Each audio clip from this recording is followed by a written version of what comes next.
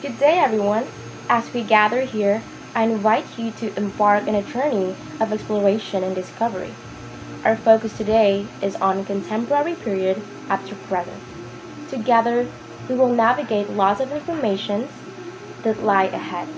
So, let's dive in and unravel the layers of contemporary period up to present. Let's start by knowing the background of contemporary period. Literature from the Philippines preserved in various languages, expanding particularly as new books were released under martial law and when intellectual works in the 1960s and 1970s returned. Brief poems, tales, novellas, books, and composition remained published by writers from the Philippines, regardless of regarding racial, gender, or cultural issues. What we'll discuss under the contemporary period are period of activism, 1970 to 1972, period of new society, 1972 to 1980, period of the Third Republic, 1981 to 1985, period, 1986 to 1999, and lastly, 21st century up to present. First is period of activism, 1970 to 1972. In the years 1970 to 1972, youth activism was inspired by both national and global difficulties. Due to the shortcomings of civilization, youth are inspired to pursue advancements. Several teen writers and campaigners detained in military prisons. Even earlier than this, at this point in history, we may say that many of the penitentiaries were true patriots and heroes of history. Next is the seed of activism. The seed of activism, the imposition of martial law in 1972, was the outcome of activism. On the other hand, we can assert that the seeds were sown earlier, during the years of Lapu-Lapu, Lacandula, and Rizal. Next, the period of the bloody placards. Pineda added that at this point in time, once again, youth demonstrated that it is not the constant or nationality and race are shaped by avoidance. A person can only be so patient. It might blow up, similar to a volcano. Life? What will it be? Similar to when someone is cowardly and doesn't speak up, both for himself and the generations to follow. Literary revolution.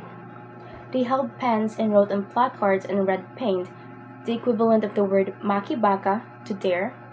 Some of those rallied to this form of literature were Rolando Tino, Rogelio Mangajas, Efren Abueg, Rio Alma, and Clemente Bautista. For the writings during the period of activity, this irreverence towards the poor reached its peak during this period of the mass revolution.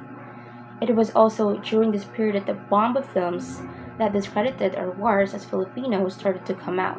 Let's move on to the period of new society. The Carlos Palanca Awards continue to be presented annually. The government participated in the revival of classic plays such as Sinacolo, Zarzuela, and Bayaka of the Muslims. The singing of both Filipino and English songs was rewarded.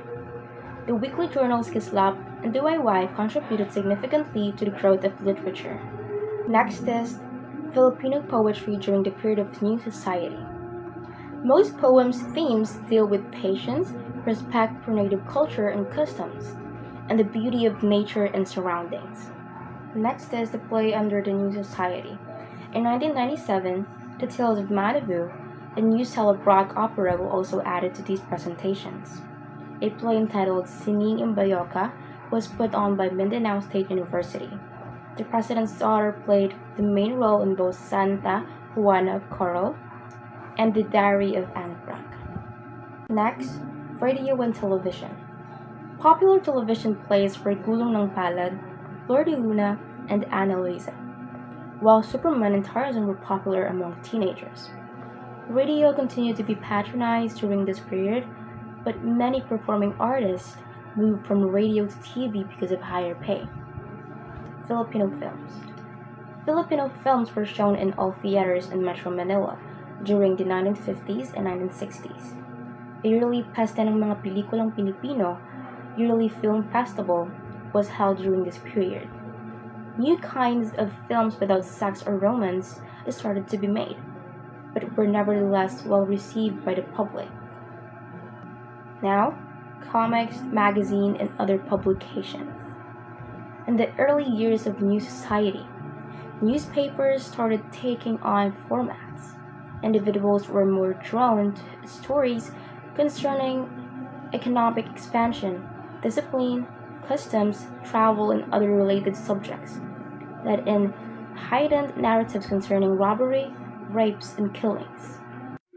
The leading papers during this period were 1. Bulletin Today, 2. Times Journal, 3. People's Journal, 4. Balita, 5. Filipino Express, 6. Philippine Daily Express, 7. Evening Post, and 8. Evening Express. Now, let's move on to the period of the Third Republic.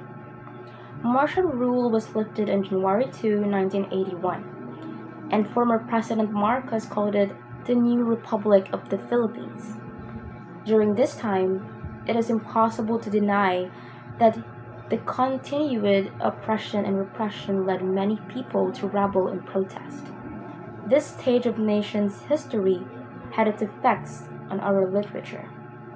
After Benigno Aquino was assassinated, the people's voices could no longer be contained. Next is Filipino poetry. Poetry during the Third Republic era were both revolutionary and romantic. Authors penned frank in their criticisms of the administration. People were instructed to employ colorful, aggressive, furious, vulgar, and derogatory remarks during this to their prayers. Next is Filipino songs. A lot of Filipino music addressed subjects that were incredibly realistic, such as those about loss, poverty, desires for nation, freedom, love of God, and fellow men. Next is Filipino films. The annual Festival of Filipino Films has persisted since take place during this time. People's lust for intimacy movies also continue undebatedly. Numerous manufacturers using this to their detriment public ethics. Next is Filipino poems. After the death of Philippine President Benigno Aquino Jr., people were shocked and horrified by how quickly and unexpectedly things happened. Poets, surprisingly, by common consent, found themselves writing on a common subject. The themes of the most literature during this time dealt with courage, shock, and grief over the treachery inflicted upon Aquino. Now, the media. The Jaja, or Justice for Aquino, Justice for All movement called for boycott of government-controlled newspapers. People picketed of newspapers' offices with coffins to symbolize the death of press freedom. On campuses, newspapers were set afire to protest the lack of freedom of expression. It was a year full of libel charges, lawsuits, and seditious trials which journalists bravely took as harassment suits. Now let's move on to period. In the span of 4 days, from February 21 to 25, 1986, the so-called people power or Lakas ng Bayan prevailed. Together, the people barricaded the streets petitioning the government for changes and reforms. Philippine society was in turmoil for a few weeks, but rejoicing after President Marcos was toppled from power was sheer euphoria. Newspapers and other publications. Newspapers, which were once branded crony newspapers, became instant opposition papers overnight. This was true of Bulletin Today, which became the opposition paper. The Inquirer Malaya and the People's Journal, all of which are now owned by the same people, saw their readership jumped overnight. Filipino songs during this period.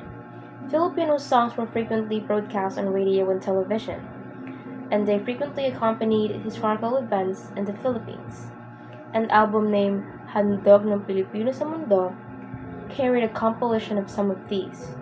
These songs that continued to be sung throughout the trying period of life revolution was Bayan Ko. Its lyrics were written by Jose Corazon de Jesus way back in 1928. Now, let's dive into our last topic, 21st century up to present. Literature from the 21st century is fresh literature. It formed throughout the previous 10 years, and it has creative works that explores and addresses contemporary issues, technological culture, which often veers away from conventional literature and artistic references, depiction of a common and comfortable encounters. Illustrated novel. An illustrated novel in the 21st century typically refers to a book that combines written narrative with visual elements such as drawings, graphics, and photographs.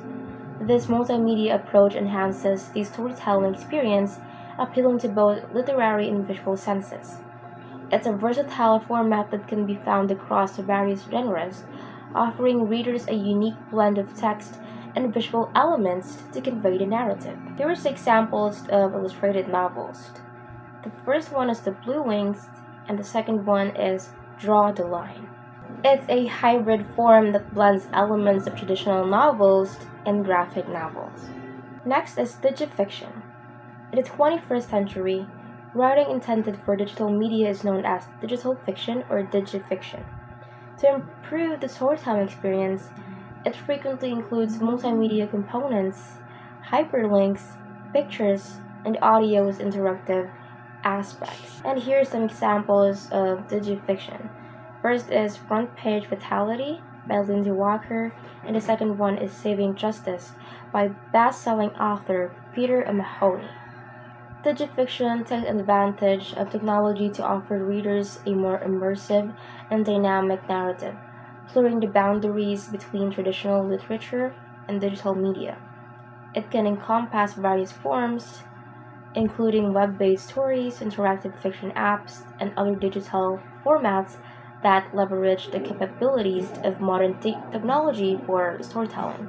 Nonfiction. Nonfiction is the 21st century refers to literary works that present factual information, real events or true stories. It spans various genres such as history, biography, science, and journalism, offering readers as a factual exploration of the world around them. Some examples of nonfiction are The Immortal Life of Henrietta Lacks by Rebecca Skloot, and the second one is The Warmth of Other Suns by Isabel Wilkerson. Next is graphic fiction or graphic novel. Graphic fiction or graphic novels in the 21st century are narrative works that blend illustrations and text to convey a story. They encompass diverse genres and themes, serving a versatile and engaging form of storytelling. Graphic novels are similar to comic books because they use sequential art to tell a story. But unlike comic books, graphic novels are generally stand-alone stories with more complex.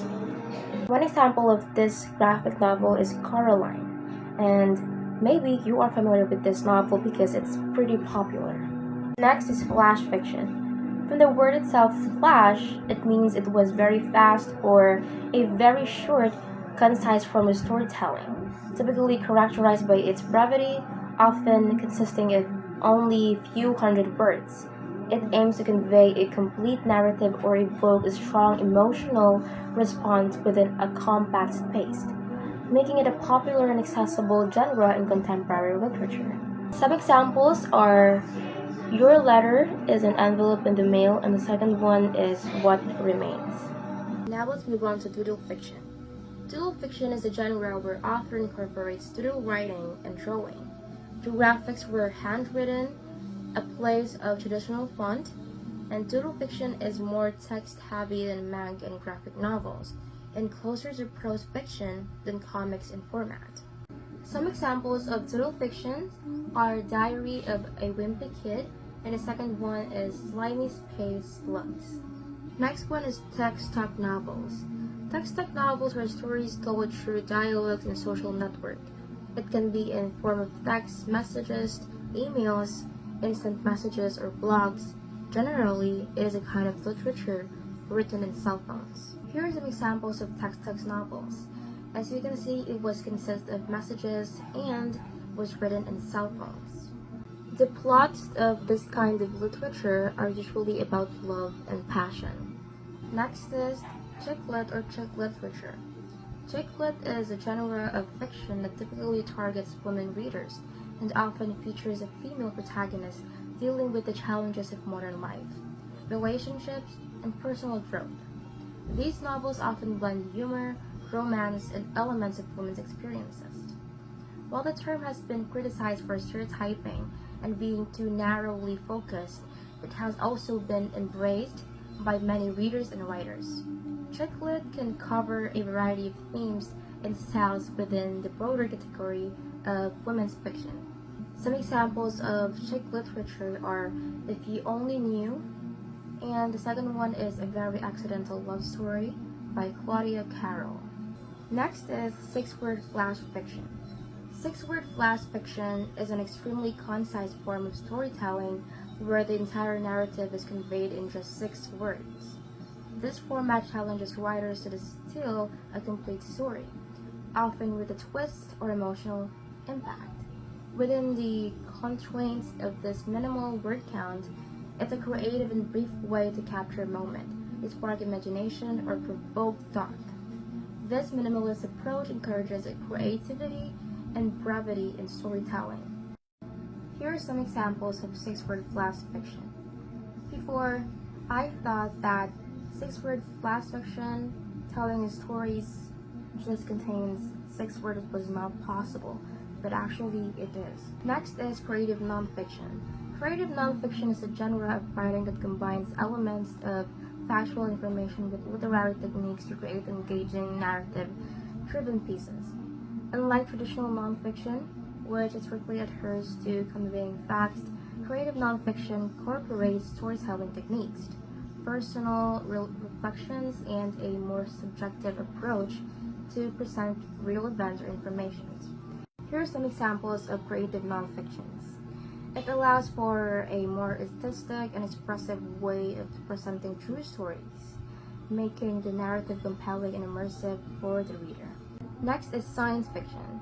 Science fiction is a genre of speculative fiction that explores imaginative and futuristic concepts, often involving advancement in science, technology, space exploration, and the consequences of these changes in society and individuals. Science fiction can encompass a wide range of themes, including space travel, time travel, extraterrestrial life, artificial intelligence, dystopian or utopian futures, and more. It often delves into the what-if scenarios, pushing the boundaries of our current understanding to explore the possibilities of the unknown. And here's some examples of science fiction that was made by Becky Chambers. The first one is The Galaxy and the Grand Within, and the second one is A Long Way to a Small Angry Planet. Next is blog. A blog is a regularly updated website or webpage, typically run by an individual or a small group, that is written in an informal or conversational style.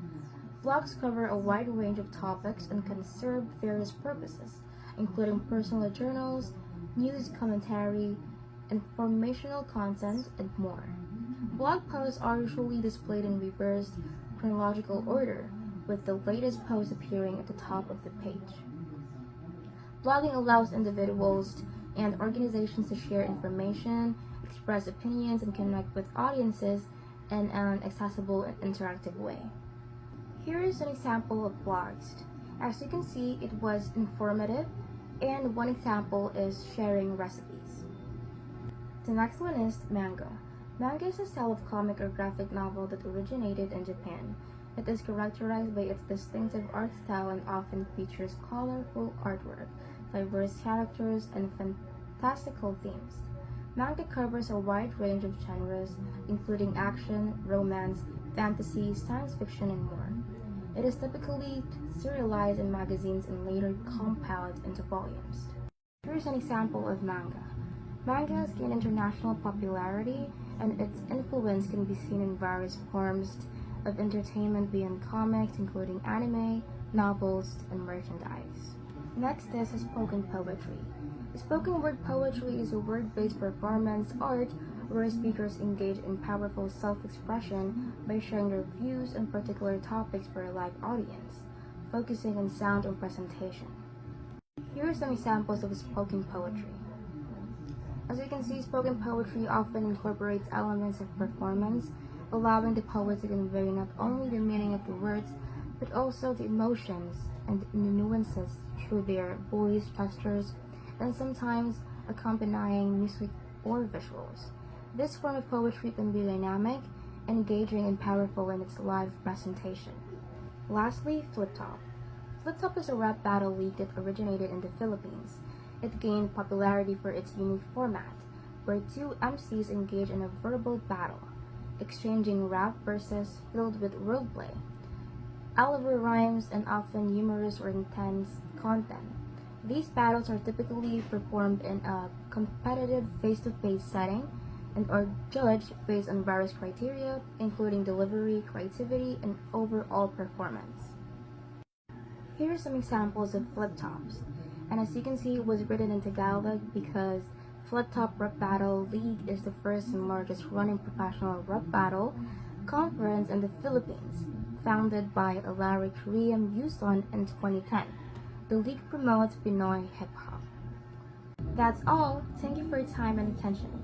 I appreciate the opportunity to share information about the contemporary period up to present. Thank you for listening. Have a great day.